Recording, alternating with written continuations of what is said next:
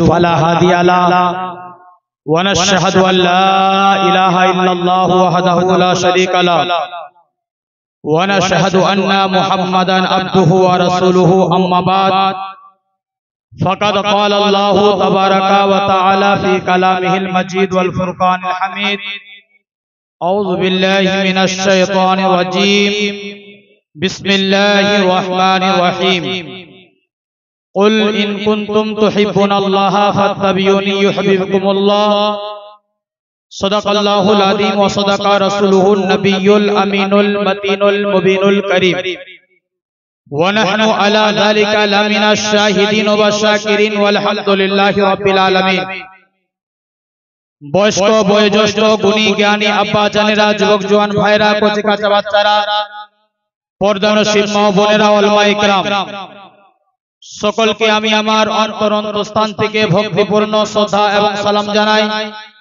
আসসালামু আলাইকুম ওয়া রাহমাতুল্লাহি ওয়া বারাকাতুহু সমস্ত প্রশংসা গুণচর্চা গুণকীর্তন গুণভজন মহান আল্লাহ রাব্বুল আলামিনের জন্য যিনি অক্ষয় অব্যয় অনাদি ওয়াহদাহু লা শারীক এক কথায় সর্বসৃষ্টির স্রষ্টা যে মহান রব্বুল আলামিন আমাদের সকলকে হায়াতে দারাজ রেখে পবিত্র মিলাদুন নবী তে আসার এবং বসার তৌফিক দিয়েছেন সেই মহান আল্লাহ রাব্বুল আলামিনের দরবারে শুকরিয়া আদায় করে সকলে বলুন আলহামদুলিল্লাহ কোটি কোটি দুরূদ ও সালামের ধারা বর্ষিত হোক বর্ষিত হোক নাজিল হোক যিনি মক্কার ফুল মদিনার বুলবুল মা আমিনার লাখে জিগার আব্দুল্লাহর নূরে নজর জিনার নাম আসমানে আহমদ জমিনে মুহাম্মদ জিনার নাম এখানে ওখানে হাদিস ও কোরআনে এক কথায় প্রত্যেক মুমিন মুমিনাতের জবানে জবানে পাক নাম প্যারা নাম শরীফ নাম ভালো নাম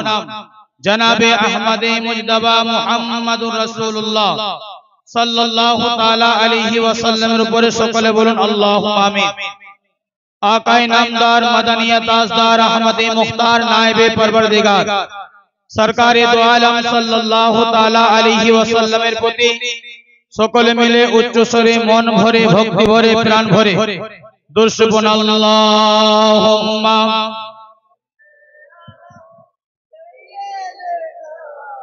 মাওলানা মুহাম্মাদ ওয়া আলা আলি মাওলানা মুহাম্মাদ আরশের নিচে সাজদায় পড়ে কাঁদেন নবী যারে যার আরশের নিচে সাজদায় পড়ে কাঁদেন নবী যারে যার মাফ করিবেন ওগো খোদা উম্মত আমার গুনাহগার আল্লাহুম্মা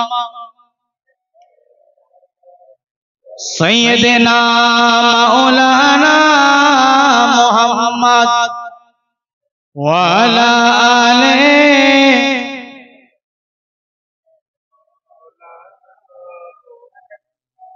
গাছে চিনল নবীজিকে মাছে চিনল নবীজি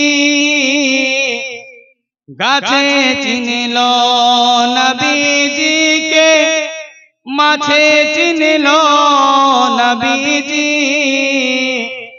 মানুষ হইয়া চিনলি না রে চিনিল বনের হরিণী আল্লাহুম্মা সাইয়্যিদিনা মাওলানা মুহাম্মদ ওয়া আলা আলি সাইয়্যিদিনা মাওলানা মুহাম্মদ সাল্লাল্লাহু তাআলা আলাইহি ওয়াসাল্লাম অনেকক্ষণ ধরে বসে আছি দেখলাম অনেক কিছু সময় খুব কম সময়ের অভাবে সংক্ষিপ্ত আকারে আলোচনা করব তারপরে আমাদের মুনাজির আহলে সুন্নাত মুফতি সাহেব কেবলা তিনি উপস্থিত হয়ে যাবেন। আমার মনে হচ্ছে সেরকম বেশি ঠান্ডা পড়েনি, কারণ যা ঠান্ডা পড়েছে আপনারাই ঠান্ডা হয়ে গেছে, আপনারাই ঠান্ডা হয়ে গেছে। অ্যাকচুয়ালি সুন্নি কখনো ঠান্ডা হতে পারে না, সুন্নি কখনো ঠান্ডা হবে না, সুন্নি সব সময় গরমেই থাকে। কিন্তু আপনার দিকে মনে হচ্ছে এত ঠান্ডা হয়ে গেছে যে চেয়ারের সাথে আপনার চিপিয়ে গেছে। একটা কথা আমাকে জানান, যেমন আপনি এখান থেকে বারানপুর যাচ্ছেন, হয়তো সকাল 7টায় বেরালেন, আবার সন্ধ্যা 5টার সময় বাড়ি ফিরবেন। এই 7টা থেকে 5টা পর্যন্ত আপনার ডিউটি। তার মধ্যে যদি আপনি 2 ঘন্টা রেস্টে পান, 2 ঘন্টা যদি রেস্টে দেওয়া হয়, যেমন একটা অনুভব নিন 500 টাকা হাজিরি। এবার 2 ঘন্টা যে আপনি রেস্টে পেয়েছেন, এই রেস্টের মাধ্যমে যদি কেউ বলে ভাই 1 ঘন্টা আমার কাজটা করে তোমাকে 200 টাকা দেবো, আপনি কি করবেন না? ছেড়ে দিবেন? কি গো হাত তোলে, হ্যাঁ বলুন না। আপনারা বেঁচে আছেন তো? কয়েকবার জোরে ইয়া রাসূলুল্লাহ বলুন, দুটো হাত তোলে। অর্ধেক লোক বেঁচে আছে, ওদিকের লোকগুলো মনে হচ্ছে নাই, আর ওদের হাত দেখতে পেলাম না। আরেকবার বলুন ইয়া রাসূলুল্লাহ, সুবহানাল্লাহ। সবাই জেগে আছেন তো করবেন কি না? অবশ্যই করবেন। আমার বলার উদ্দেশ্য হলো এটাই যে আপনারা জলসাতে এসেছেন, ওয়াজ নসিহত শুনবেন, সওয়াব পাবেন, নেকি পাবেন। কিন্তু এখানে আসার পরে কিছু বাকি নেকি অর্জন করবেন। বাকি নেকি অর্জন করলেন, আপনি যে আসার জন্য যে নেকিটা আপনি পেয়েছেন সেটা পাবেন, সেটা আপনার আমলনামায় লেখা যাবে। কিন্তু এখানে বসে বসে কিছু অর্জন করলেন, কিভাবে? সুবহানাল্লাহ, আলহামদুলিল্লাহ, আল্লাহু আকবার। আলহামদুলিল্লাহ, সাইর ইসলামরা যিনারা এসেছেন পরিচিত আমার, আমি ওনাদেরকে সকলকে চিনি। হয়তো সবাই আমাকে চিনে না, কিন্তু এখানে কম বেশি আলিমগঞ্জ যিনারা আছে প্রত্যেককে চিনি। তো ব্রাদারানা মিল্লাত ইসলামিয়া, তো দেখলাম যে চুপচাপ বসে আছে। যেমন যে বক্তা বা শায়ের এসেছে, মনে হচ্ছে গোরস্থানে শের পড়লো চলে গেল, বক্তা ওয়াজ করলো গোরস্থানে চলে গেল, কারণ গোরস্থানে কোনো সারা শব্দ থাকে না বাপ। অতএব যিনারা, আমি বেশি সময়কে নষ্ট করব না, কারণ সংক্ষিপ্ত আকারে টাইম দেওয়া হয়েছে, ওয়াজ করতে গেলে অনেক সময় লেগে যাবে। আমি যে আয়াতটা পড়েছি, এই আয়াতের উপরে 2-4টি কথা আপনাদের কাছে রাখবো। কুল ইন কুনতুম তুহিব্বুনাল্লাহ ফাত্তাবিউনি ইউহিব্বুকুমুল্লাহ। আল্লাহ রাব্বুল আলামিন বলছেন, হে মেহবুব আপনি বলে দিন। আল্লাহ কি বলছেন? হে মেহবুব আপনি বলে দিন, যারা আমাকে ভালোবাসবে তারা যেন আপনার তাবেদারি করে, আপনার অনুসরণ করে, আপনাকে যেন ভালোবাসে। তো ব্রাদারানা মিল্লাত ইসলামিয়া, এই আয়াত দ্বারাই পরিষ্কার বোঝা গেল যে আল্লাহকে পেতে হলে আগে নবী মুস্তাফাকে মোহাব্বত করতে হবে। আল্লাহকে পেতে হলে আগে আকা মুস্তাফাকে ভালোবাসতে হবে। আর খোদার কসম করে বলছি, যার অন্তরে নবীর মোহাব্বত নেই সে মুসলমানই হতে পারে না, মুসলমানই হতে পারে না। তো ব্রাদারানা মিল্লাত ইসলামিয়া, সংক্ষিপ্ত আকারে একটা ওয়াকিয়া বলে শুনুন, এটাই আমার টাইম শেষ হয়ে যাবে, কারণ যা লম্বা ওয়াকিয়া আছে আমি শুধু একটু লাফিয়ে লাফিয়ে শেষ করে দেব, কারণ যদি এক সরে বলতে যাই 1 ঘন্টা বেশি সময় লাগবে। নবী পাক সরকারে দো আলম সাল্লাল্লাহু তাআলা আলাইহি ওয়াসাল্লাম সাহাবায়ে কেরামদেরকে নিয়ে বসে আছেন। নবী পাক সাল্লাল্লাহু তাআলা আলাইহি ওয়াসাল্লাম নিজের নূরানি জবানে সাহাবায়ে কেরামদের কাছে বর্ণনা করেন, ওই সময় কিছু ইয়ামান থেকে কিছু মানুষ এসে আল্লাহর নবীর দরবারে দরুদ ও সালামের নজরানা পেশ করলেন। কি বললেন? দরুদ এবং সালাম। অনেকে বলে বাপ যে দরুদ সালাম পড়া যাবে না, তো আমি বলি কি, যারা বলে তারা ঠিকই বলে, যারা বলে তারা ঠিকই বলে, কারণ দরুদটা সবার জন্য নয় বাপ, সবার জন্য দরুদ নয়। দরুদ কাদের জন্য জানেন? ঈমানদারের জন্য, ঈমানদারের জন্য। ইন্নাল্লাহা ওয়া মালাইকাতাহু ইউসাল্লুনা আলান নবী ইয়া আইয়ুহাল্লাযীনা, ইয়া আইয়ুহাল মানে হচ্ছে কি, হে ঈমানদারগণ। অর্থাৎ দরুদ যারা বলে যে পড়া চলবে না, আমার মনে হয় তাদের কাছে ঠিক আছে, কারণ দরুদ তো সবার জন্য নয় বাপ, বেঈমানের জন্য নয়, কাফির মুশরিকের জন্য নয়, ঈমানদারের জন্য। ঈমানদার জন্য দরুদ। তো যারা ঈমান ওয়ালাই হবে তারাই দরুদ ও সালাম পাঠ করে, বলো সুবহানাল্লাহ।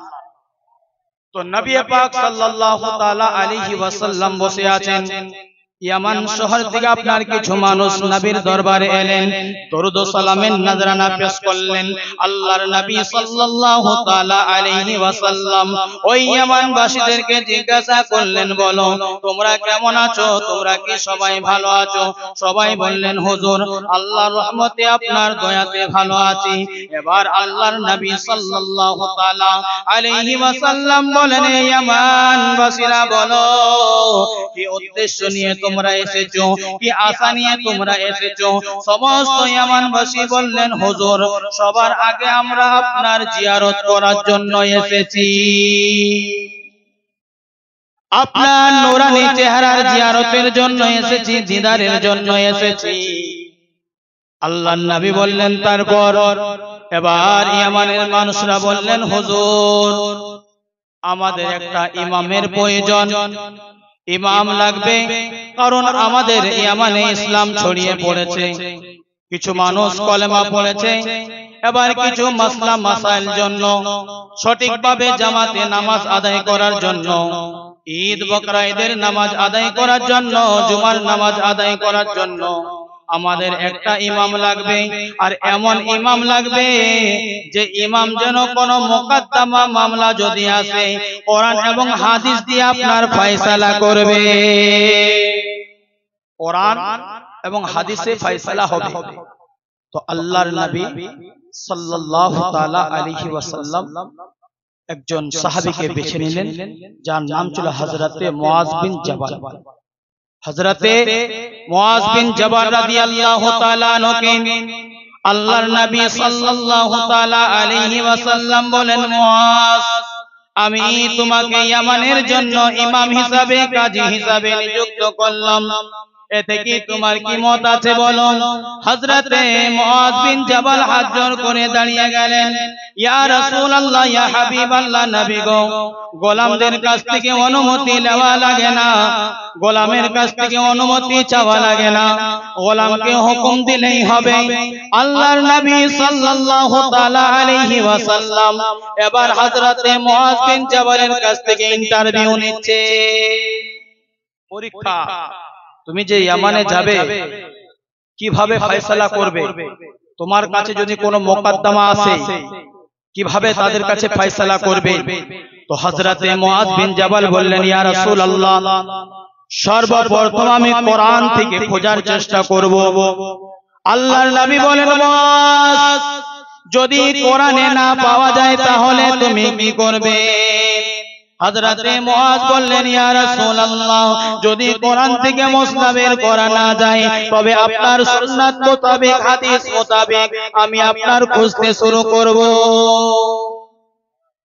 আমার নবী বললেন, মুআজ যদি কোরআনও না পাওয়া যায়, হাদিসও যদি না পাওয়া যায়, তাহলে তুমি কিভাবে ফয়সালা করবে?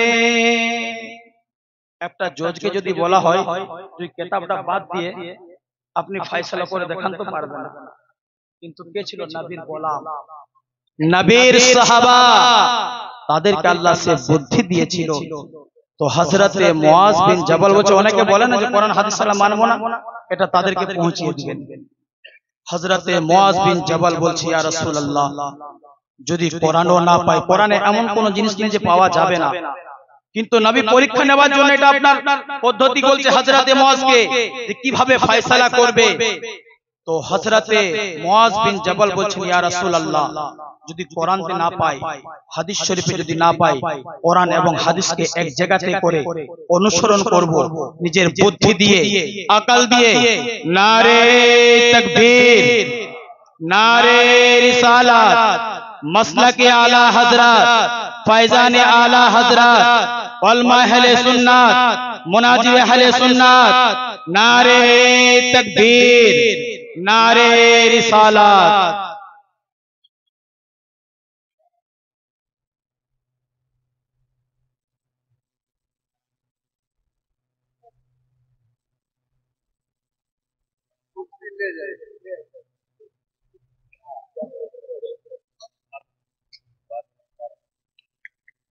তো তো বিরাদানা মিল্লাত ইসলামিয়া বলছে আমার বুদ্ধি দিয়ে আকল দিয়ে আমি ফয়সালা করব। আল্লাহর নবী সাল্লাল্লাহু তাআলা আলাইহি ওয়াসাল্লাম হযরতে মুআজ বিন জাবালের বুকে হাত রাখলেন, আল্লাহর কাছে দোয়া করলেন।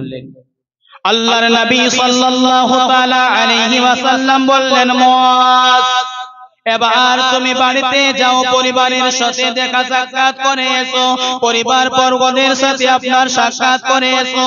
আল্লাহর নবী সাহাবী হযরতে মুআজ বিন জাবাল আপনার বাড়িতে গেলেন, পরিবার বর্গের সাথে সাক্ষাৎ করে এলেন। এবার আপনার উটনির উপরে বসলেন। হয়তো অনেকে বলবেন, মাওলানা সাহেব আপনি ছেড়ে ছেড়ে বলছেন, কিন্তু টাইম অভাবের জন্য আমাকে শর্টে বলতে হচ্ছে। হযরতে মুআজ বিন জাবাল রাদিয়াল্লাহু তাআলা আনহু আপনার উটের উপরে বসলেন। আল্লাহর নবী সাল্লাল্লাহু তাআলা আলাইহি ওয়াসাল্লাম বললেন, মুআজ ওই উটনির মোহরটা আমার হাতে ধরিয়ে দাও। গোলাম কোথায় গো? উপরে, আর নবী আমার নিচে। হযরতে মুআজ বলছেন, ইয়া রাসূলুল্লাহ আমি গোলাম হয়ে উপরে থাকব আর আপনি আকা হয়ে নিচে থাকবেন, এটা হতে পারে না। ইয়া রাসূলুল্লাহ আপনি এখানে থাকুন, আর না হলে উটনির উপরে চেপে চলুন। তো আল্লাহর নবী বলছেন কি জানেন, মুআজ চিন্তা করিও না, আমি সানিয়া এলাকা পর্যন্ত যাব, আর এর মাধ্যমে কিছু তোমাকে নসিহত করে দিব, আর আমি যে তোমার সাথে যাচ্ছি এর জন্য আমি নেকি অর্জন করছি। বলুন সুবহানাল্লাহ।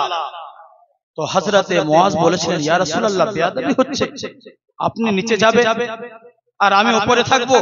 আল্লাহর নবী বলছে, মুআজ কোন বেয়াদবি হয়, তুমি চুপচাপ বসে থাকো। বাধ্য হয়ে তিনি আর কিছু বললেন না।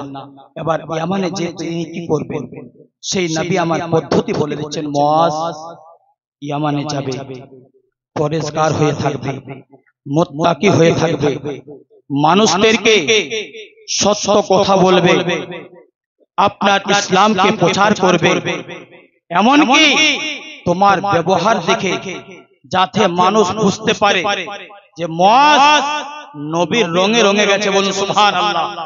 মানুষ যেন বাইরে আলোচনা করে যে মুআজ নবীর রঙে রঙে গেছে, তোমার আদর্শ দেখবে, আর তোমার আদর্শতে আমার প্রতিনিধি পাওয়া যাবে।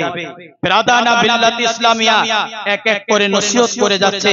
হযরতে মুআজ বলছেন, মুআজ সাদা সিধা জিন্দেগি কাটাবে, সাদা সিধা সরল ভাবে, কিন্তু মিথ্যুককে আশ্রয় দিও না, ভরসা করিও না।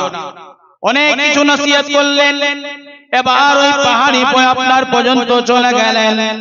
আল্লাহর নবী সাল্লাল্লাহু তাআলা আলাইহি ওয়াসাল্লামের কদম বসি করলেন, হাতে চুম্বন দিয়ে এবার মুআজ যাবেন।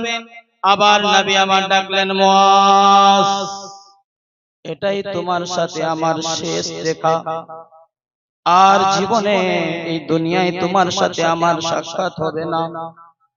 যখন তুমি মদিনায় ফিরবে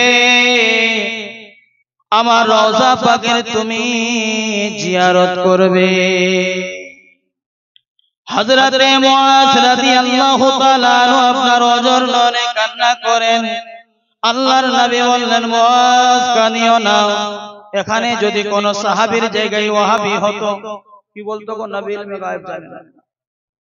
আর এখানে মুআজের বিশ্বাস ছিল যে নবী ইলমে গায়েব জানেন। নবী আগেই আমাকে বলে দিচ্ছেন যে তুমি যখন এখানে আসবে তখন আমি আর এই দুনিয়ায় থাকবো না। তো কবি কি বলছে, রে কোন পাগলে বলে নবী গায়েব জানে না, কোন পাগলে বলে নবী গায়েব জানে না, ইলমের শহর গো নবী শাহে মদিনা। কোন পাগলে বলে নবী গায়েব জানে না, ইলমের শহর গো নবী শাহে মদিনা। দয়ার নবী ছাড়া কেউ পাবে না কুল কিনারা, ওনার ওসিলা ছাড়া জান্নাত পাওয়া যাবে না। কোন পাগলে বলে নবী গায়েব জানে না, ইলমের শহর গো নবী শাহে মদিনা। কোরআন হাদিস পড়লে শুধু আলিম তো হয় না, নবীর প্রেমে মজনু যারা তারাই মাওলানা। কোরআন হাদিস পড়লে শুধু আলিম তো হয় না, নবীর প্রেমে মজনু যারা তারাই মাওলানা। দেওবন্দের ছাত্র যিনি মির্জা গোলাম কাদিয়ানী, দেওবন্দের ছাত্র যিনি মির্জা গোলাম কাদিয়ানী। হায়রে ইলম শিখে শয়তান হইল, নবী পাইল না। কোন পাগলে বলে নবী গায়ব জানে না। আল্লাহুম্মা সাল্লি আলা সাইয়্যিদিনা মাওলানা মুহাম্মদ ওয়া আলা আলি সাইয়্যিদিনা মাওলানা মুহাম্মদ। হযরত মুআয বিন জাবাল রাদিয়াল্লাহু তাআলা আনহু অজরনে কান্না করে চোখ দিয়ে আপনার অশ্রু ঝরে যায়, দাড়ি মোবারকে আপনার ভেজা যায়। আল্লাহর নবী সান্ত্বনা দেয়, মুআয কাঁদিও না, আমার প্রত্যেক মুত্তাকি আপনার উম্মত উম্মতির। আমি এতটা আপনার সামনে থাকি, এতটাই আপনার সম্মুখে থাকি, তার জানের চাইতে আমি কাছে থাকি। মুআয তুমি আপনার কান্না করিও না, দুঃখ করিও না, যাও ইয়ামানে রওনা হয়ে যাও। আল্লাহর নবীর সাহাবী হযরত মুআয বিন জাবাল ইয়ামানে আপনার গেলেন। ইয়ামানে পৌঁছে যাবার পরে ইয়ামানবাসীরা আপনার হযরত মুআয বিন জাবালকে দেখে বড় আপনার আনন্দিত হয়েছিল, বড় আপনার খুশি হয়েছিল যে আল্লাহর নবীর একজন প্রতিনিধি, আল্লাহর নবীর একজন সাহাবী আমাদের মধ্যে এসেছে, যাদের কাছ থেকে আমরা দ্বীন শিখতে পারবো, যার কাছ থেকে আমরা মাসলা মাসাইল শিখতে পারবো। এবার বিরাদান মিল্লাত ইসলামিয়া তিনার জন্য স্বাগতম জানালেন। এবার তিনাকে নিয়ে গেলেন হযরত মুআয বিন জাবালকে বললেন, হুজুর কালকে আপনার জমিদারের বাড়িতে আপনার দাওয়াত হবে। হযরত মুআয বিন জাবাল বললেন, ভাইরা আমাকে ক্ষমা করিও, আমি কোন জমিদারের বাড়িতে খাবার খাবো না, আমি শুকনো রুটি খেয়ে আমি আমার জিন্দেগি কাটিয়ে নেব। কারণ আমি সেই সাহাবী যার নবী কখনো আপনার সকালে পানি খেয়েছে, আবার সন্ধ্যায় পানি পান করেছে, যে নবী মুস্তাফা আপনার পানি দিয়ে সেহরি করেছে, আবার পানিতে ইফতার করেছে। আমি সেই নবীর সাহাবী, আমি সেই নবীর গোলাম, যে নবী আপনার একদিন নয় দুদিন নয় 7 দিন আপনার পেটে পাথর বেঁধে রেখেছে। আমি সেই নবীর সাহাবী, অতএব আমার সুন্দর খাবার লাগবে না, আমার ভালো খাবার দিতে হবে না, নামি দামি নম্বানি আপনার কোম্পানির খাবার লাগবে না, আমি শুকনো রুটি খেয়ে আমার জিন্দেগিটা বাসর করে নেব। এবার হযরত মুআয রাদিয়াল্লাহু তাআলা আনহুকে অনেকগুলো আপনার বালাখানা দেখানো হলো, অনেকগুলো ঘর দেখানো হলো, অনেকগুলো প্রাসাদ দেখানো হলো। আপনার আল্লাহর নবী সাহাবী হযরত মুআয বিন জাবাল রাদিয়াল্লাহু তাআলা আনহুকে বলেন, হুজুর এই প্রাসাদগুলোর মধ্যে আপনি যেটা পছন্দ করবেন সেটাই আপনাকে দিয়ে দেওয়া হবে। আবারও তিনি বললেন, ও ইয়ামানবাসী শোনো, আমার কোনো প্রাসাদ লাগবে না, এত বড় বাড়ি আমার প্রয়োজন নয়, মসজিদের কোণে একটা যদি আমার ছোট্ট করে ঘর থাকে ওতেই আমি কাটিয়ে দেব। এত বড় বিল্ডিং আমার লাগবে না, এত সুন্দর চমৎকার ঘর আমার লাগবে না, ছোট্ট একটা করে ঘরে আমি আমার দিনগুলো কাটিয়ে দেব। হায়রে মুসলমান, আল্লাহর নবীর সাহাবী হযরত মুআয বিন জাবাল রাদিয়াল্লাহু তাআলা আনহু এবার ইয়ামানে আপনার থেকে দ্বীনের খিদমত করতে লাগলো, ইসলামকে প্রচার করতে লাগলো।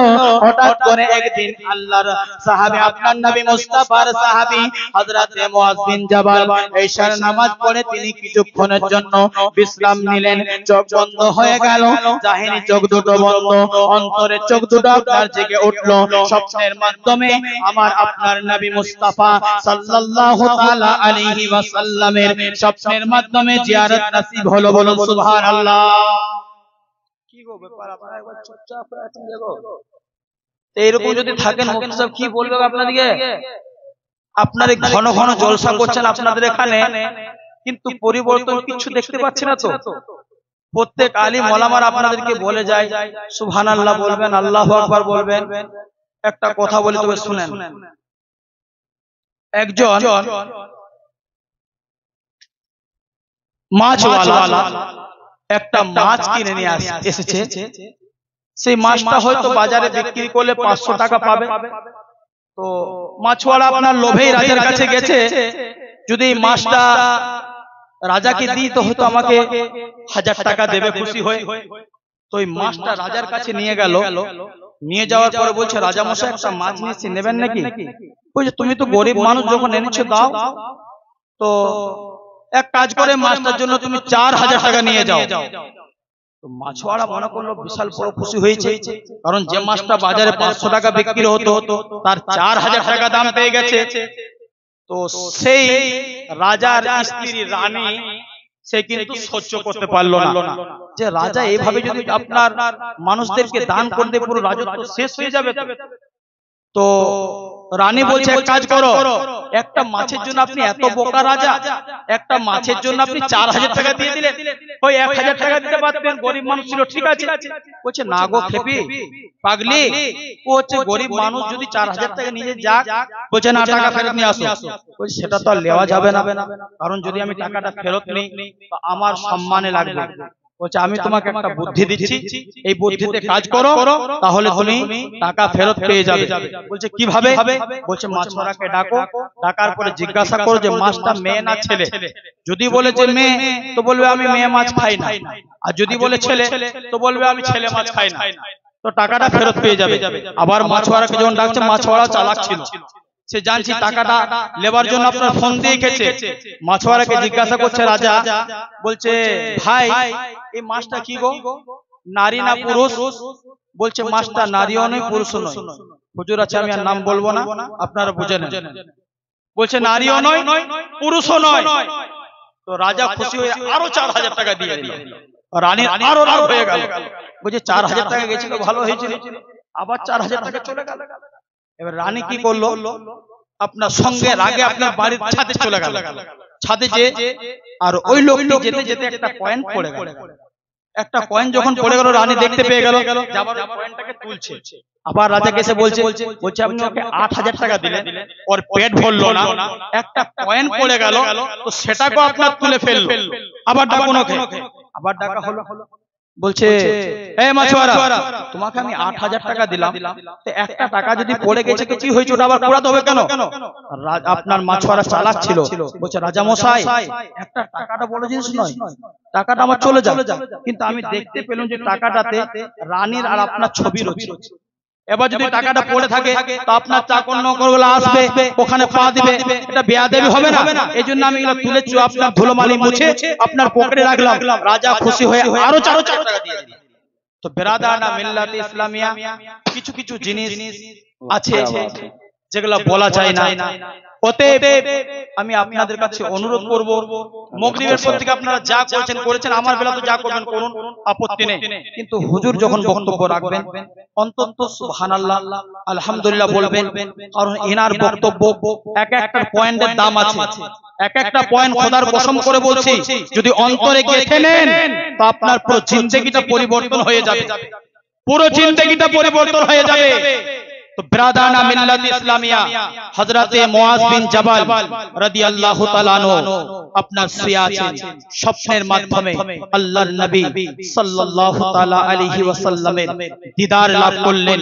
আপনার কদম বসি করলেন, আপনার হাতে চুম্বন দিলেন। আল্লাহর নবীকে জিজ্ঞাসা করলেন, ইয়া রাসূলুল্লাহ, এখন আপনি কেমন আছেন? আল্লাহর নবী বলছে, মুআজ বাস তৈরি হচ্ছি, যাবার জন্য আমি তৈরি হচ্ছি। আবার কয়েকটা দিন পেরিয়ে যাবার পরে আবার রাতে ঈশার নামাজ পড়ে ঘুমিয়েছে। আবার আল্লাহর নবী সাল্লাল্লাহু তাআলা আলাইহি ওয়াসাল্লামকে স্বপ্নের মাধ্যমে জিয়ারত করেছে, স্বপ্নে দিদার করেছে। আবার মুআজ জিজ্ঞাসা করলেন কদম বসে করার পরে, ইয়া রাসূলুল্লাহ কেমন আছেন? হযরতে মুআজ বিন জাবালকে বললেন, মুআজ আমি মদিনা ছেড়ে দিয়েছি, তুমি কি এখনো ইয়ামান ছাড়োনি? আমি মদিনা ছেড়ে দিয়েছি। হযরতে মুআয বিন জাবাল রাদিয়াল্লাহু তাআলা আনহু আপনার কাতর হয়ে ঘুম ভেঙে গেল। নবীর পর্দার কথা শুনে বেরাদার কলিজাটা চুরচুর হয়ে গেল, হাউমাউ করে কান্না করতে লাগলো। আপনার মসজিদের আশেপাশে যত বাড়ি ছিল হযরতে মুআয বিন জাবালের কান্নার শব্দ শুনে, কান্নার কণ্ঠ শুনে সবাই জেগে গেল। হায়রে আমাদের কাজী সাহেবের কি হয়েছে, হায়রে আমাদের ইমাম সাহেবের কি হয়েছে, এত রাতে গভীর রাতে কেন কান্না করে? এক এক করে সবাই আপনার হাজির হয়ে গেল।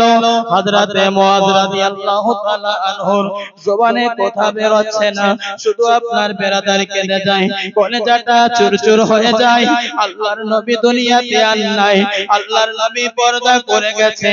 হায়রে মুসলমান, হযরতে মুআয বিন জাবালকে যখন জিজ্ঞাসা করা হলো ইয়ামানবাসী, হযরতে মুআয বলে, ও ইয়ামানবাসীরা শোনো গো, আমাকে একটা সাওয়ারির ব্যবস্থা করে দাও, আমাকে এখনই যেতে হবে মদিনার পথ ধরে।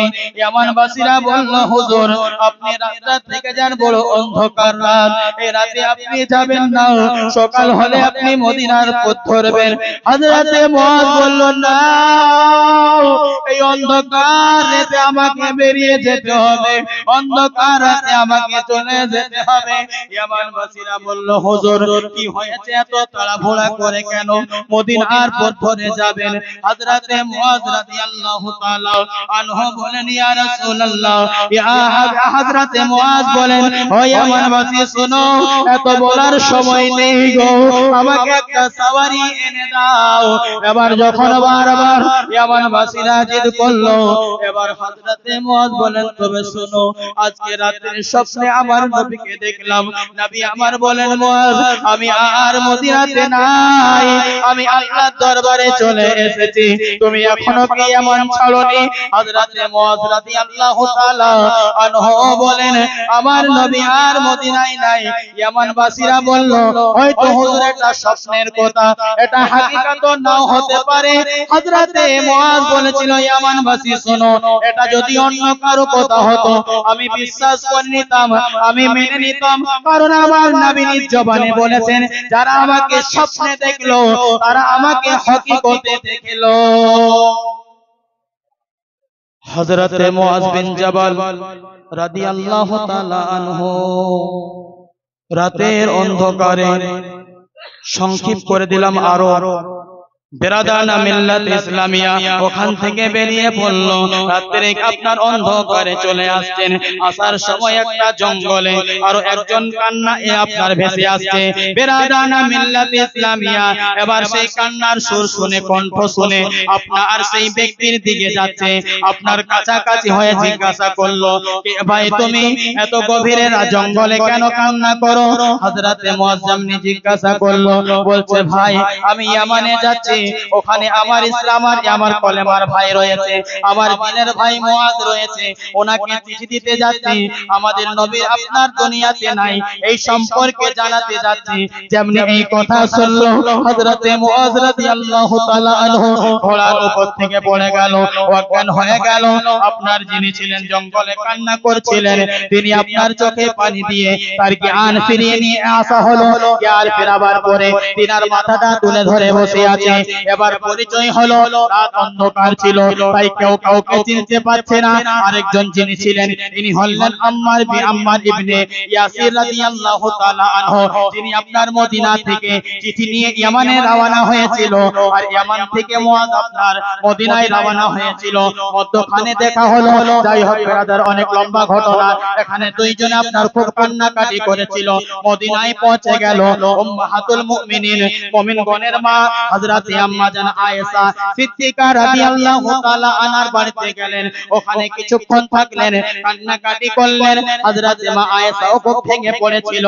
ওখান থেকে বেরিয়ে আপনার খাতুনে জান্নাত ফাতিমাতুজ জাহরা রাদিয়াল্লাহু তাআলা আনহার বাড়িতে গেলেন। ওখানে গিয়ে সমস্ত আপনার জিনিসটা জানলেন। একটা একটা করে মা ফাতিমাতুজ জাহরা রাদিয়াল্লাহু তাআলা আনহা সবকিছু আমার নবী আপনার সাহাবীকে বললেন। এই মুআজ, তোমাকে আমার আব্বা সালাম দিয়েছে। সালামের উত্তর দেওয়া হলো, রওজা পাকে গেলেন, কবর জিয়ারত করলেন। যাই হোক বেরাদার, যদি কখনো নিয়ে আসে আল্লাহ পাক কোনো বাহানাতে বিস্তারিত আলোচনা করে আপনাদেরকে শোনাবার চেষ্টা করব, কারণ হুজুরকে বেঁচে রেখে আর বেয়াদবি করব না। এখানে আমার বক্তব্য সমাপ্ত করে দিলাম। বলার মধ্যে, ভাষার মধ্যে যদি হয়ে থাকে কোনো রকমের ভুল ত্রুটি, আসুন আপনারা আমার সঙ্গে সঙ্গে ক্ষমা চেয়ে এলেন। আল্লাহ রাব্বুল